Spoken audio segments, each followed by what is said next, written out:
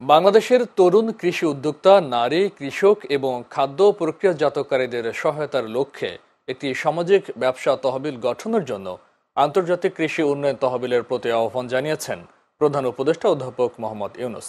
রোমে বিশ্ব খাদ্য ফোরামের সাইডলাইনে আইএফএলডি প্রেসিডেন্ট আলভারো লারিওর সঙ্গে এক বৈঠকে তিনি এই প্রস্তাব দেন।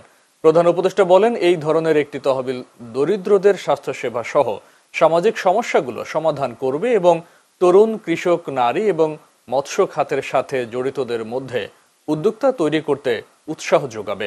বৈঠকে দুই নেতা বাংলাদেশের গভীর সমুদ্রে মৎস্য আহরণ, শিল্প চালু করা, আম ও কাঁঠালের রপ্তানি বাড়ানো, জলবায়ু সহনশীল কৃষি উদ্যোক্তা তৈরি এবং মহিষের দুধ থেকে মোজারেল চিজের মতো দুগ্ধজাত পণ্য উৎপাদনের খামারিদের সহায়তা সহ বিভিন্ন কৌশলগত বিষয় নিয়ে আলোচনা করেন। এর আগে বিশ্ব খাদ্য ফোরামে অংশ নিতে রোববার স্থানীয় সময় বিকেল 5টার দিকে দেশটিতে পৌঁছান প্রধান উপদেষ্টা ডক্টর ইউনুস। এ সময় আওয়ামী লীগের নেতাকর্মীরা বিমানবন্দরের বাইরে বিক্ষোভ করেন।